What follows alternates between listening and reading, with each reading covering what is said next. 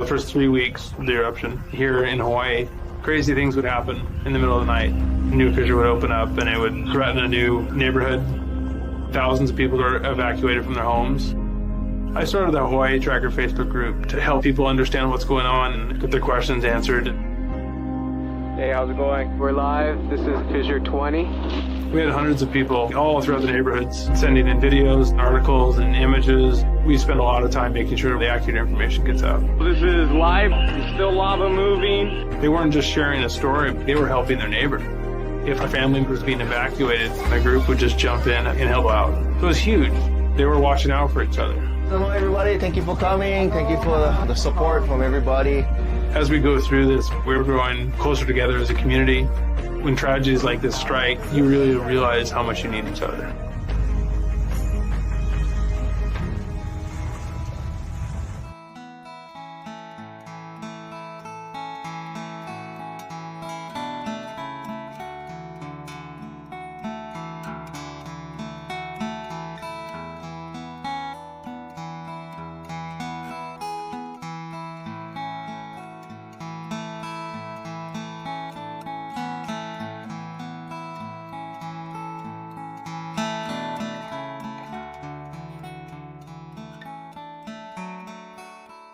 We are the Hawaiian Volcano Education and Resilience Institute, HVERI for short. A lot of people know us from the 2018 eruption of Kilauea in the Lower East Rift Zone. Working under Hawaii Tracker on the Facebook group. Since then, we've been trying to carry on and take the lessons, the hard lessons that were learned during that eruption and try and prepare for the next major disaster that comes to our island. Yeah, and so we do that through two different programs. One is volcano education, and the other part is digital resilience, which we address through online groups on social media. So the way the two programs work together is that the social media networks end up being a distribution pathway for all the information. And having that network in place means we can provide more than just volcano education, but any other preparedness information as well. What we were working for really came about in the Mauna Loa eruption in 2022. Within hours of that eruption starting, we had the mayor, Mitch Roth, we had USGS HVO Ken Hahn on the stream trying to help flush out a little bit of the ongoing because it's so new. It's completely different from our previous major eruption, which was 2018.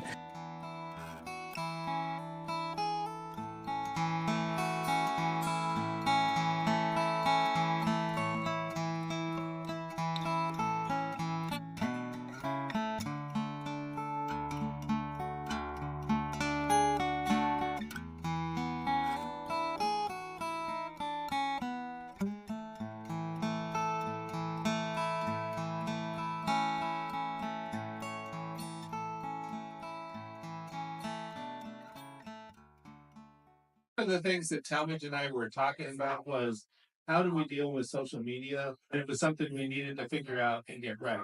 Our job is to get information to the public and make sure that the public get it as well as possible and as correctly as possible. When Philip and Dane started coming to and live streaming the meetings, it was great because we were reaching more people than we normally would. So when the eruption actually happened, we had this relationship. The interviews we did during the eruption, the most fun ones were the ones with Philip and Dave because they were more relaxed and we knew we were getting to the local community and people were asking questions. So those were the best, I think. I just want to really give a shout out to those guys and how we worked as a team on this eruption. It really worked out well and we got to a lot of people we wouldn't have normally gotten.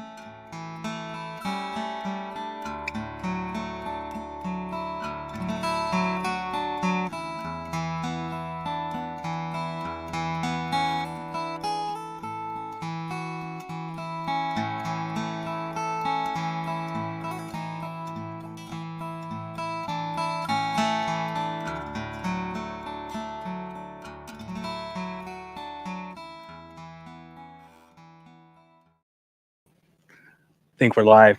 All right. Aloha, everybody. Aloha. Welcome, welcome. We have a special little presentation here today. We are at the Y of Highway 130, or Pohoiki Road and Highway 132. This is the way to Pohoiki that many people grew up with. Way overgrown now. We have the lava flows from 2018 behind us, and back there you can see the mound that represents the Fissure 8 channel. So we have some updates today about the Pohoiki boat ramp, the road reconstruction, as well as the improvements and the redoing of the park at Hale Beach Park. So a lot of exciting things going on, and a lot of these timelines are happening very shortly. So going to be cool to go through. We're also doing a donation drive. That's our summer donation drive. So want to, encourage you guys to consider making a donation. We are a 501c3 nonprofit, so your donations are tax deductible. Lou, you want to talk anything more? Yeah. So here we are. We are out here where we have very limited service, and a lot of times we don't bring up enough what your donations go towards. And today it's our Starlink, so that we can get out and do lives like this. You're going to see a little bit of different type of camera work than you normally see because we're still working on some bugs, but we can now go pretty much anywhere on the island, provide the sights, the sounds, whatever we need to bring you guys more of Hawaii Island, of what's going on with the community. So we do have some slides and stuff that we might show. Might be a little wonky here and there, but know that we're doing our best. Consider donating. The link is in there. It's hveri.org/donate. If somebody will probably drop it in the chat somewhere. It'll also be down in the description. It's our last 2 days of the donation drive. We end on Saturday, which is tomorrow, our 1-year anniversary for HVERI. So that's us. I'm going to let Dane go ahead and give you the rundown from, I guess we're going Pohoiki Road to the boat ramp. Yeah, let's do to that. here. Yeah. Right? We're going around. Into the park. End with the there park. You go. Yeah, sounds like a plan. So yeah, we have a lot to talk about today. The first one we're going to talk about is the road reconstruction, which is going to be redoing Pohoiki Road, as well as changing its egress a little bit, realigning it so it's not using the same path. If you remember the old Pohoiki Road, there was a few particular sections that were kind of tight and kind of hazardous. So they're going to be redoing those and doing this whole road again, but also redoing the Red Road, which is the Highway 137 connecting from Kapoho all the way to Pohoiki itself. So that's going to be actually where they start. And that's going to be starting here. When was the date on that, Lou? Do you remember? Soon. That's in the next month. Yes. That was supposed to start at the end of August, I believe. So end of August, that construction is going to begin on the roads. And that's going to be starting down in Kapoho and then punching through in phase 1 to Pohoiki. Phase 2 is going to be the road behind me, Pohoiki Road. Phase 3 is going to be redoing the set on Highway 137 near McKenzie State Park. There's right after the 2018 eruption, many remember that Pohoiki was isolated. One road was punched in and it was covered in cold planed material in order to give a temporary road, allow people access back into Pohoiki. That's going to be redone to state highway standards. And then finally, they're going to be doing the Lighthouse Road, which is about a 700-foot punch through from Four Corners down to the lighthouse where the part of the lava, or the part where the lava took the road. So redoing all of those different roadways. And that's going to be taking place over the next year and a half, I believe, up to into 2026, maybe. So a lot of construction going to be going on.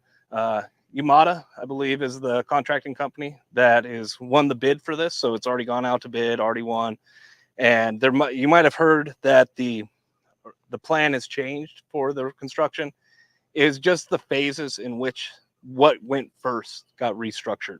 So now the first road is the Highway 137, Four Corners in Kapoho over to Pohoiki to redo that 3.5 miles in there.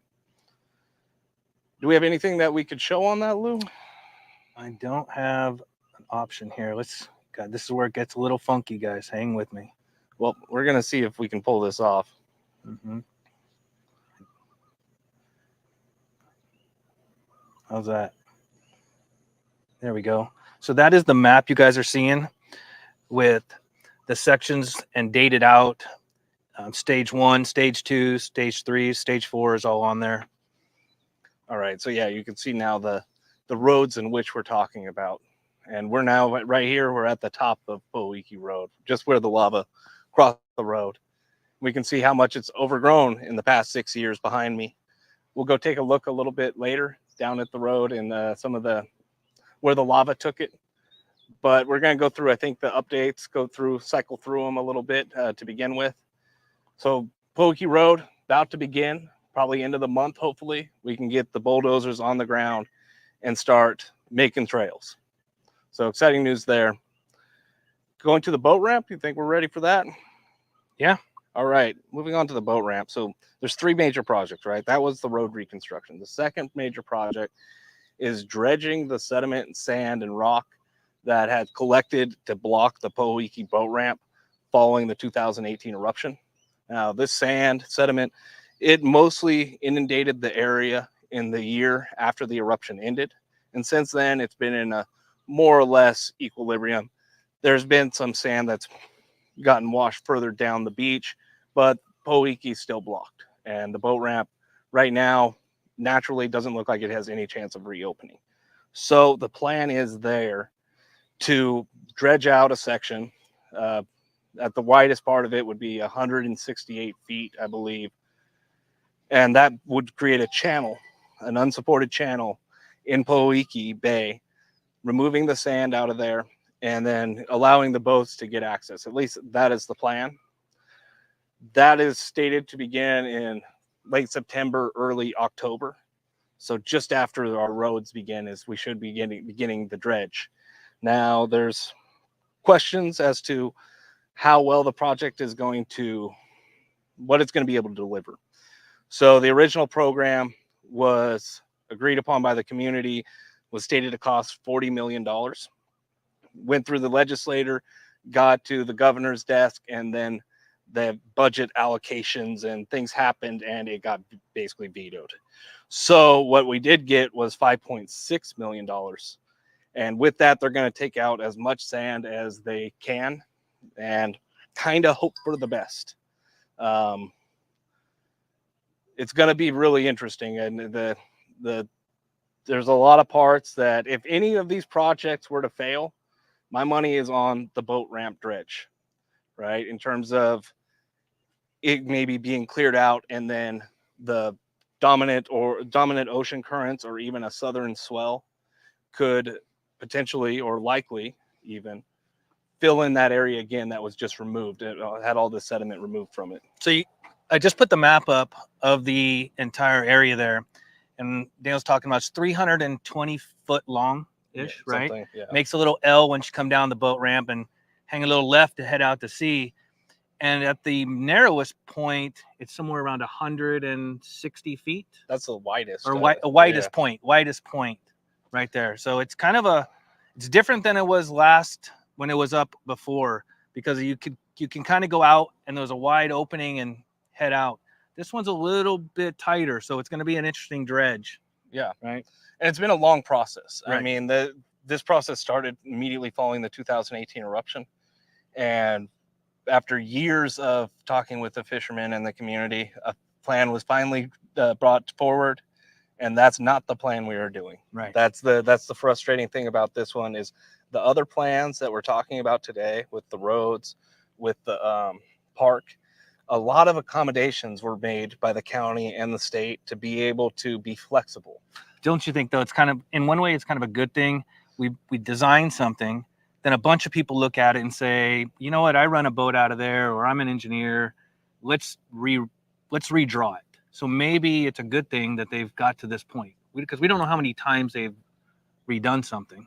Oh, I have a very, very good idea about how much they've redone So good. things. That's good. And there was a plan, and we did have all the contributions, and then all of it got thrown out the window. That's the frustrating thing with Pohoiki, is now it's a plan that the engineer that drew it up said at the public meeting was not designed to work. So a lot of you, so that's frustrating to begin right, with. it is. So a lot of you may already know where this ramp is and where we're talking about, but if you don't, it's on the southeastern corner of the island. So when storms come in, they're coming in that direction. So that's a heavy surf type area, Very heavy. where the sand just gets pushed all up in there. So it's going to be quite the task. Yeah. Yeah, it's going to be quite the task.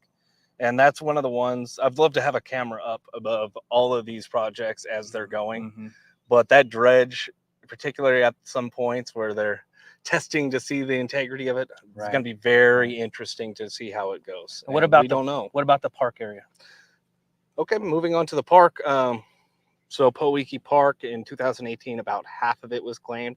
And if people remember being familiar down there, we had a great playground down there. Right. The problem with it is just before the eruption, it got condemned because it was in disrepair, because things down there take a tremendous beating from the weathering and the elements, the salt water, sand, all of it. Yeah. So now we're going back down there. No playground involved this time, but it's more of a community approach to preserving Pohoiki as a fishing village, right? So there's going to be a bunch of different things that are brought into this $4.9 million project.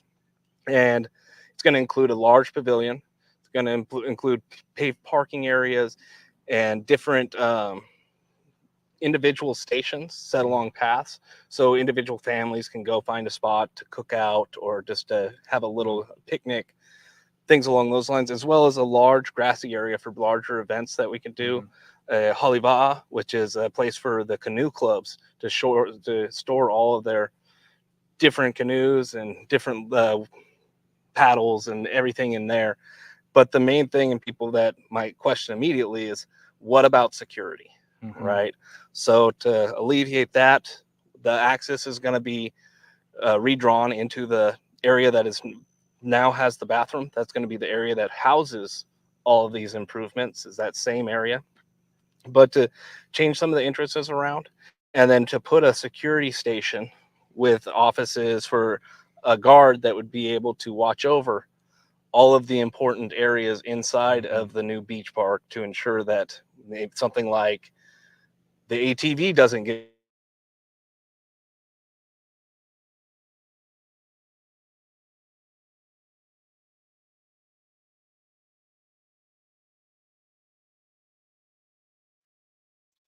Aloha, guys. Looks like they're having a little to the technical ocean issues. for Oh, it's got to they're be back. more in one direction and 30, 40 in the other. Oh yeah. It's rough. There's not a lot of access, none over here, other than this one boat ramp. So getting it redone ties everything kind of together, right? And one of the things that people might be frustrated about, but it is kind of what it is that the swimming area, the safe swim situation, The pond that's there now. is going to become the boat ramp. Yeah. The other ponds that are there around Second Bay, or in First Bay, those ones are going to be filled in at the request of the landowner that is on the adjacent property. And the so you're going to be left with basically a segment of beach and then another segment of beach with a water channel in the middle of it. But there is no safe swim area. That is not being addressed. So it's going to kind of return to the status quo of it's not technically legal to swim at the boat ramp, but everybody does it anyways. It's very likely to return to that. It's a dangerous place to swim out in the water to begin with. It's even worse if you're swimming in that boat ramp and you've got somebody coming in on their boat, right? And but sadly, that's one of the I safest places on this entire coastline to be able to do that. Like, I grew up learning to swim in the waters down Pohoiki at the boat ramp. A lot of people did as well. Not the most ideal place, but it works. It works. So that's all of that. What else is going on down there? That's really the big three, right? And that's kind of what we wanted to talk about. I did want to go out, take a walk down. Go for it. I'm going to fix the camera. Maybe take a look and see, a little bit more about the road and the condition that it's in. And I'm just going to be walking. Hopefully you guys can still hear me.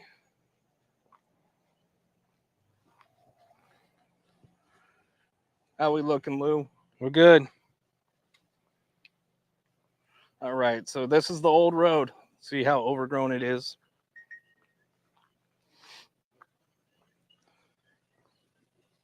And here we have one of the lava flows from 2018. Just crept onto the roadway here. Got lots of ferns, lots of this cane grass. But these ferns here, these are usually the first to emerge following a lava flow. But we have a lot of different things in this area.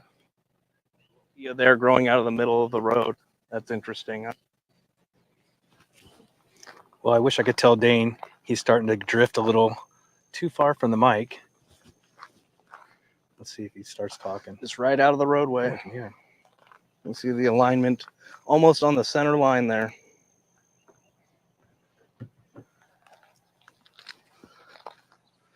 And if you look, try and get a view of it. I think Phil's going to switch over to All that the camera. way back up here. Back up There there we is go. all the way back up to the source. But yeah, all this is going to be redone and turned into a new highway again. Pretty exciting. It's amazing how much these roads overgrow as well.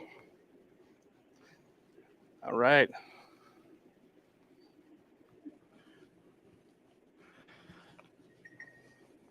Turn around, give one last view of it. Looking behind, you can see that hill. That'd be the Fishery lava channel back there. And that's exactly what they're going to have to go through, rather over, to make the new road. So when these new roads are made, you don't go down to the original level of the old road. You just knock down the high parts on the new lava and pave over it. Now, the hard part about this one is going to be the Pohoiki Road crosses over the active Fisher line from 2018. So there's probably a lot of cracks out in there. And it's going to be interesting to see how they progress that. But also, they're going to have to cross the lava channel, which is a significant feature, probably upwards of 200 to 300 feet wide in the section that they're going to be crossing it. So are you telling me they're going to cut straight through right here? They're going right here, and then they're going up and over. Up and over. Up and over. We good on cams? Yep. So yeah, I mean, there's a lot of technical difficulties in this project. And the guys that did Highway 132, when they did it, they ran into temperatures just underneath the surface, especially in the lava channel, that reached upwards of 700 degrees once they got down into it. So they started tearing up the ground in order to build the road. 700 degrees Fahrenheit. That's too hot for mechanical equipment to operate, and the operators themselves know that the wear and tear that that's going to bring on the equipment. So all you can do at that point in time is sit and wait. You rip the rock, you let it cool off, and in a couple weeks you're able to go back down there and actually work with it because it's cooled off. I expect that that's going to be also the case along the Highway 137 and maybe even Pohoiki Road as well, that you'll come into these sections that are still hot and will need to cool off. And the only way to do that is to let them wait, let them sit, wait, cool naturally, and then you'll be able to go in there and proceed, because asphalt itself really does not like high temperatures. That road has to be, 100 degrees, 110 degrees max. It really likes cooler temperatures to lay the pavement. So laying it over something that's 300 degrees, not feasible. So there's going to be some potential delays in the road construction process, and nobody will know about those until they get out there and start putting the equipment on the ground and encounter them. So it's going to be, all these projects have their interesting bits to them. The most structured one, the one that is most like projects people would be familiar with, is definitely the Hale Beach Park improvements. That's construction done to code, hurricane proofed, and everything's there is done and tried and true and known. Going over the lava to create federal highways, maybe a little less so, right? It's been done, but it's not done all the time. Dredging out Pohoiki boat ramp from a volcanic sediment and sand and rocks that's filled in after an eruption, that's never been done before. And for something that's never been done before, you'd hope that you'd have a plan that was very robust. We have the opposite of that. So it's going to be a cross your fingers situation with the boat ramp, in my opinion. We will see, though. They are going to do it, and hopefully that thing is able to hold. How we doing, Lou? So far, so good. Just checking for any questions. If anybody has any questions, go ahead and put them in the chat. So one of the things about the Pohoiki Beach Park, the Hale Beach Park, that we want to communicate is we don't have a ton of information on it right now. We do have the plans for it. We're working with the county and the local ohas and all these stakeholders that were involved in the planning process. But what's public is not widely available, we'll say. So I talked to Ashley Kirkowitz, the councilwoman for District 4 today. And the idea is that she's working on a video right now to give an update with the latest details of the plan for the park itself, including giving the plans out more publicly. There was one hearing that was not a hearing, a community meeting that was held at the Puna Pahoa Community Center. Sorry. And that one meeting, not very well attended, but it was the public release of all of this information. But just look forward to some information from Ashley Kirkowitz about the project that Limiako Consulting has helped develop and is now going into public review, right? So when Ashley puts this thing out, puts out this information, that's the time for public to comment on it and for any changes to be made. I know I made my comments on it already. And I know that they want more commentary to be able to get this plan as close to perfect as they can, but within the budget constraints, right? They only have, what was it, 4.9 mil for that project. That means that things like redoing the playground is outside the scope just because of how much money that they have. That this project's probably going to go over budget anyways. So lots of things that we could had down there, probably outside of the scope just due to how much money we got for it. So I think, yeah, that's really the big three about Pohoiki, trying to bounce between them. It's been a lot of updates. Things have changed over the years. I know today we were looking up information about the roads, and I was still thinking it was the previous plan that was the new plan. So even my perceptions about how all of these things are playing out changed a little bit just today. And you did mention we're starting the Pohoiki boat ramp around September, October. And that's going to take 6 to 9 months. Yeah, approximately, right? That's the rough thought is 6 to 9 months. I think one of the questions that came up on here was what happens if they get out there and they're doing this road and it is hot? You dig it up and then you wait a while. So dig, wait. Yeah, so now your schedule gets completely extended and there's nothing you can do about it. And nobody's out there digging that I know of anytime recently to know, like, how hot is it on the side of the lava channel where you're going to have to dig into the channel wall to create a ramp. That's where they found the really hot spots last time, was trying to get in and out of the lava channel when they were redoing Highway 132. So we don't know, but my guess would be that over this stuff, they'll be fine. It's in the lava channel that it will start becoming an issue. And so this area right here, If it does. we're 100 foot high. Yeah. Right. We got to take that down. No, we're going over the top of it. We're going over the top. Going over the top. Yeah. And Fissure 8 is there, this way. That way. So what do we have as for fissures out in front of us? We clear, or Well, we got to go around any? We're going through them. We're going through them. Yeah, we're going through them. This road is going to cross over the fissure line somewhere around fissure 16, and it's very likely that all of that complex that existed during the eruption right in that area is going to come into play during the construction of this. And that is the most interesting point. It's right at the intersection, for those that are familiar, of Leilani Avenue and Pohoiki Road. That's where all these fissures were. That's where the cracks were. And that's where I think it's going to be the most interesting part of this project, maybe other than the lava channel itself, which is just such a significant feature that's always interesting to see them do. Which we've already gone through going down the highway here. We've gone through twice. Yeah. We had it on Highway 132. We had to go through it twice, basically. Or, yeah, I went through twice. Went through cleanly twice. So we may have still warm ground. Mm-hmm. We are going to go around or through fissures that may be out there, there's going to be cracks and there's going to be holes. Right? Sounds like a fun job, doesn't it? Then we have some weather because it's going to rain again, probably in an hour. And it steams. And it's going to steam. So 2026 seems to be the date, right? To have all the stages complete. If you keep it broad as 2026, and then you're probably fine. But I would expect the projects to encounter a couple things that cause some delays. And hopefully it's not like last time where it's like, oh my God, the road construction guys encountered 700-degree temperatures. It's like, yeah, they dug down into the ground and it's still somewhat molten down there deep enough.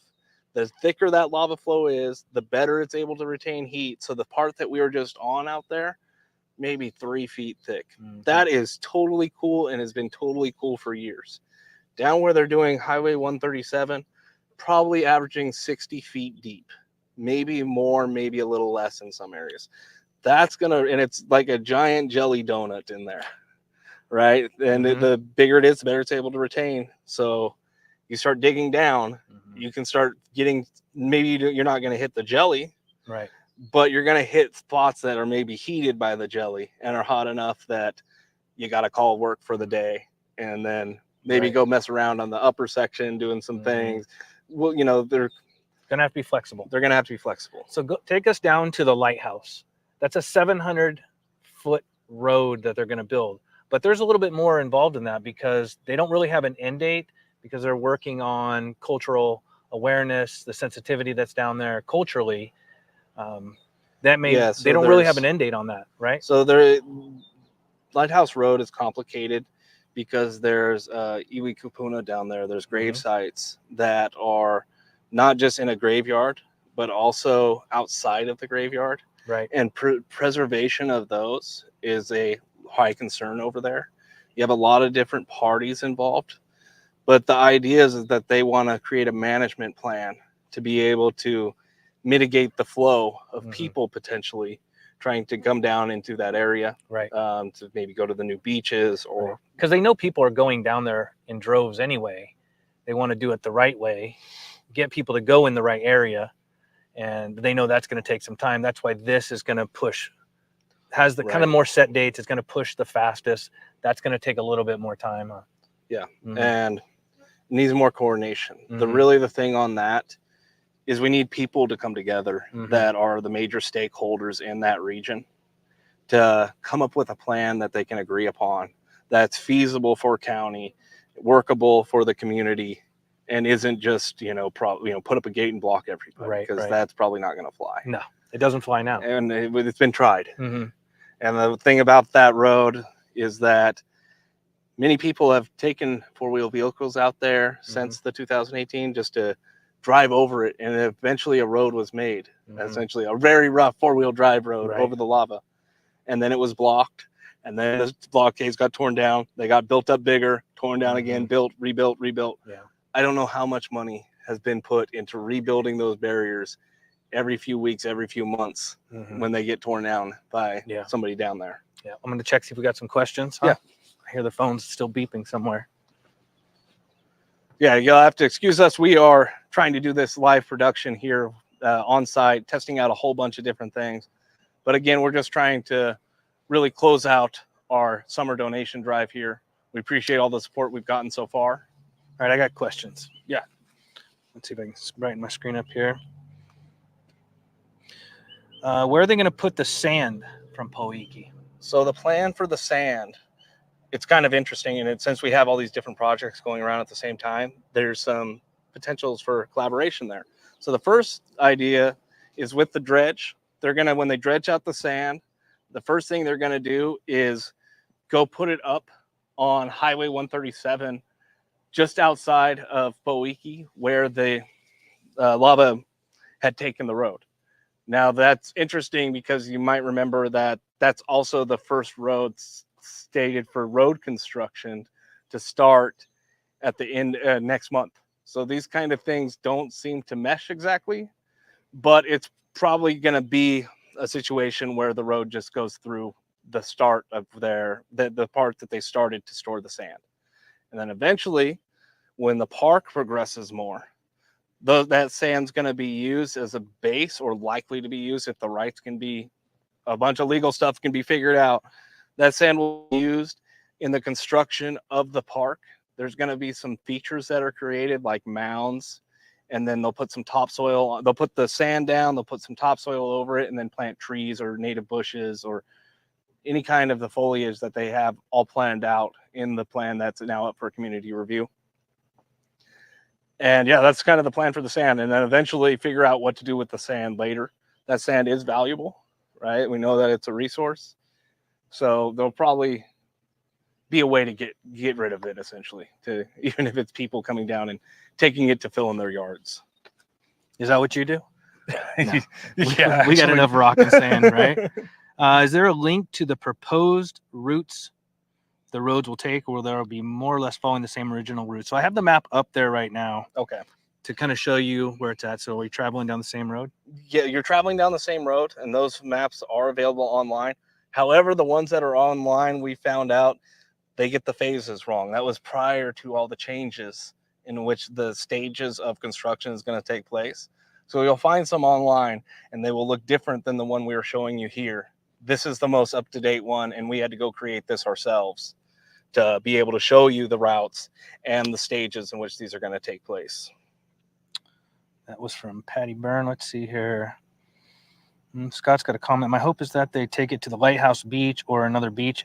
Well, it's only 700 feet. And then the old road starts right there. Because that road is still there. That road is still there. So you just need to create access and then create a management plan. That's the biggest thing about that one is these other roads that we're talking about, they are challenging mechanically and tactically for the operators. It's a challenging problem. That 700 feet is the easiest of all of them. Yeah. But comes with the most that has to be done with the community and with the stakeholders involved to figure out what to do after it's open. It's more complex. It's more complex. And that was originally going to be the first one done, because there is homes still down in Kapoho that could get access if you did that first. But without a plan, you're kind of just releasing the horses and hoping for the best. And that has been stated by many of the people that I know down there that are, intimately involved in this, is a non-starter, right? So the preservation is a big key for some of the stakeholders that are involved. Extra time is okay for that area. Yeah, right? Extra time is okay. Yeah. So Kurt Cruz says, any evidence indicating heat below the surface of the road to be repaired? For example, any steam showing when it rains? Well, we just talked about that. Yeah, definitely. Yep. I mean, it's maybe a little less than it was a few years ago, but it still happens. I remember, though, a few years ago, after Highway 132 was put back in, it rained hard one day, and I heard that the highway got closed. I was like, I got to go see why. I drove down there, and I saw a cop walking out of this giant steam bath. I just can't even see your hand. And he's just like, you going in? I was like, I was thinking about it. He's like, good luck, and walks on. I mean, it's not uncommon for us to drive the highway and always have steam around. But this was like, you can't even see your hand extended out. Like it can get really, really thick in those steam. And we call them whiteout conditions because we don't get snow whiteouts here, really. So we get the volcanic steam whiteouts. Yeah. Buster Brown's got one. Could traffic on top of the thick lava cause the ground to squish down? That's coming back to your jelly donut analogy.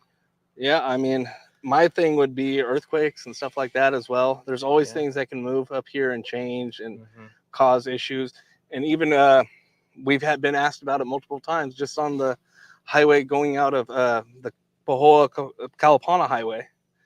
Just looking at that little bit there, there's cracks that have emerged, and people are like, are those volcanic in nature? And it's like, no, just the island moves a lot out here. And also it can be that we build the road and it's over something like a lava tube that's down there, and then through the earthquakes it sinks a little bit, and now the roads dramatically increase the visibility of it because you're not hiding it anymore. Just look at the recent photos up at the national park and all of those cracks. Yeah, it's like they stand out so well on the road, but go off of the road and try and find those cracks. You won't see them. You won't even see them out. You have to be out in the Kau Desert where there's no vegetation, and now you can see them out here. Cracks that emerge, it's got to be huge to be able to see, or it's on the road. Mhm. And then you can see even string line cracks. Yeah. So if cracks emerge, very likely at some Mhm. point, wait long enough, Mhm. right? Yeah. Looks like Phil mentions Jelly Donut began as an analogy we used back in 2018 when the lava was flowing through Kapoho. So, Yep. the Jelly Donut. Yep. And it's, you know, it's more dough than it is jelly back Right, then. right. But it's the same type of principle. And that how long will that lava be hot, especially in that center bit, the most insulated part? Probably decades, Mhm. right? So we're not there yet. But at the surface, when they're going over the superficial features, I don't expect them to encounter much. It's Mhm. just those key areas that are going to be Right. rather interesting. I think going through this whole process for the last couple of years and just recently in last year with you on everything, the most important thing to remember is we're going to run into something. Something's going to happen. Mhm. Nothing's going to go 100% smooth. There's no way, because we're going to always have storms. We're always going to have cracks. We're always going to have magma moving and causing some type of disruption. It's just our way of life here. Yep. Right. So I think the best thing for everybody is just to understand, to have a little bit of patience. We are in progress, right? Right. It's happening. And on the flip side of things, the standardized process for repairs, I mean, it's been 6 years. And Highway 132 was completed within a year of the eruption ending. Right. Or maybe it was just Right- over right a year. there, Yeah, yeah. right at a year later, maybe close enough. So it can be done faster. Mhm. And we've seen how that happened. Mhm. So that's kind of frustrating to be like, that's the biggest thing about this is, why has it taken so long? Right. A lot of the things in all of these aspects, except the park kind of came about, and I like its flow that it's been going, but the boat ramp and the roads, Mhm. that's a lot of time that we spent talking. Mhm. And in order to not even use the thing that we talked about anyways when it came to the boat ramp. Yeah. So yeah, the timeline, and especially for a place like Puna, it's like, we're going to expect it to come again. Yeah. Do you expect, if the lava took Saddle Road during the Mauna Loa eruption, it would take 6 years to repair that road? Probably not. I would bet it would be done lickety split Mhm. within a year, like 132. And that's the speed I'd like to see Mhm. out here when we see roadways taken by lava that are state, county, or federal. I'd like to see them redone within that year. Mhm. We've seen it done before, but it's fast enough that we don't permanently change everybody's way of life. And that's the frustrating thing about the boat ramp, is a lot of these fishermen have made this change to going out of Hilo, to moving, to relocating all their stuff. Right. That was a hard change to make. They really want to go back. I've heard from multiple of them that they can't wait for the boat ramp to be reopened. Mhm. But that change hurt. And not only that, but 6 years of that knowledge sharing is gone with the younger generation, because each territory fishing is different. It is different to fish out of Hilo than it is out of Pohoiki. It takes a different skill set, different set of knowledge, different way, especially just bringing your boat in and out of the harbor. Yeah. And these guys here, they're not going to the other side of the island to fish somebody else's boat No. ramp. They're not doing it. They want to So fish right they here wanna off fish their Pohoiki. home, And they're going which is all the called way from Hilo, Mhm. that 6 to 7 hour journey to park out Mhm. out of Pohoiki or in the grounds that they're accustomed to. Mhm. And it is such a hurt on the financials because of the gas prices, that the guys that used to be able to go and launch out of Pohoiki at 4 in the afternoon, Mhm. spend all night fishing, come in the morning, sell their catch, make a good profit, make a good living, they now have to go out of Hilo, Yeah. take enough supplies and gas for 4 days Yep. out on the water, and then live on the boat out there in order to make a living. And that's what these guys are doing. It's a long drive. That is a tremendously different experience Mhm. than what they grew up with, what they did for decades. So the frustration's high, and I understand. And the hard part was seeing the fishermen stop showing up to all the meetings, because why are we going? We're waiting for so long to do anything, right? How have you not heard us yet? Mhm. So Well, I think that's it on the questions. You guys have anything else? Let us know. Let's see here. Recap. We've got 4 stages. Yeah, so recap, we have 4 stages on the road reconstruction, starting with 4 Corners to Pohoiki, and then redoing the Pohoiki Road, which we're on now. finally, the third step is to go down to McKenzie and redo that little bit. And then finally ending out with the Lighthouse Road, 700 feet. That'll be the road reconstruction. That's going to start the end of the month, hopefully. Yeah. The end of August.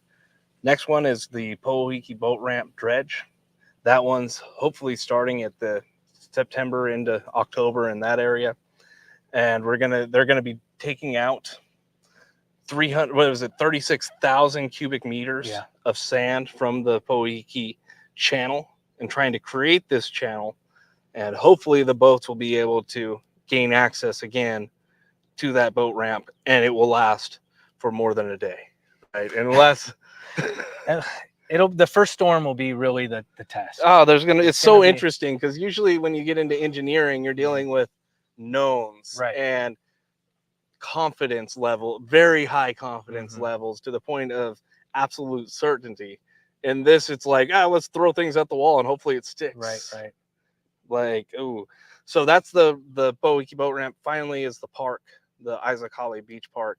That one is going to be a $4.9 million project to build pavilions, to build stations for families, to make it into the hub of a fishing village that is Pohoiki. And really excited for that project. And again, Ashley Kirkowitz is going to be putting out, Councilwoman Ashley Kirkowitz is going to be putting out more information about that particular project down at the park, which is in public comment period. So it still has some time to change the plans. Whereas the other ones, they're getting ready to go. They've already got the bids. They're chomping at the bit, ready to get going, hopefully. Good. Well, there's our Pohoiki update and our roads. If we have anything else, we're going to do this again, right? Yeah. Right. You have anything else you want to throw out there? Again, consider making a donation. We are at the end of our donation drive. It is our 1-year anniversary tomorrow. And we've done so much in the past year. It's kind of crazy to see how much we've done. We still got a lot more to do. And your donations, your support, even if it's liking, sharing the video, all those help us get to the point where we can feel like we have a truly resilient, modern setup here in the island. So a situation like 2018 or like the Lahaina fires, which the anniversary for that is coming up as well, they are maybe less impactful, less traumatizing, less hazardous than the experiences that we've gone through to get here, right? We want to learn from those. Yeah. So to kind of go off what Dane's saying, kind of what we're doing today, we have the Starlink, and that is because of the grants that we've been able to get, the donations from the individual supporters like yourself, everything goes into our programs, goes in to be able to do this type of thing. And with what's coming up next week with the Lahaina fires and what's happened here in 2018, Mauna Loa, it's definitely taught us that we need to be able to be mobile, to get information out to everybody, to hit the communities. During the Mauna Loa, prior to the Mauna Loa eruptions, we were at all the community meetings, getting all that out, information out to everybody. And we can't do that without your support. HVERI.org/donate is the best way to support us. We can continue to do these types of live streams, get out to the community meetings, get the information that we dig up for you that you need to know. Maybe you can't get to the meetings. Maybe you have family here and you live on the mainland. You guys can help us by donating, and we can get out and do more of this for you because we like doing this, honestly, right? Yeah. We've been planning this for a long time to get back out again. And we're outside. We're not behind the screens. Right? Do something in the field, right? Instead of the office. We really do like getting outside, at least most of the time. This guy's, I think, having withdrawals from being at the Caldera every other day. You guys know me. That's all I ever was doing, right? I was standing out front of the Caldera. Next week, we have After Dark in the Park. I think Phil dropped that. I'm pretty sure it's next week. We also have Kahuku unit. We're going to do that. We may be able to do that live stream because we do have the Starlink. We're going to be building off of what you saw today. We'll be able to get the more camera angles going as well as some different slides up there. We did prepare a lot, but it just wasn't going to work. It was going to be kind of funky and turned into more of just Dane and I hanging out talking. Right. That's fine. I mean, we know more for next time. Yeah. And, we have things figured out, and then somebody patches a piece of software and it completely breaks everything. Done. One update and it's all over. That's all over. Thanks again, everybody, for joining us. Dane, Lou. Yeah. Phil's on the back end. If you guys didn't know, send a wave to Phil in the chat there. HVERI.org/donate. Help us out. 1 year anniversary tomorrow. Like, subscribe, share, all that good stuff. Yeah. That's all I got. Yeah. Go ahead and roll them, Phil. All right. Aloha, everybody. Aloha, everyone.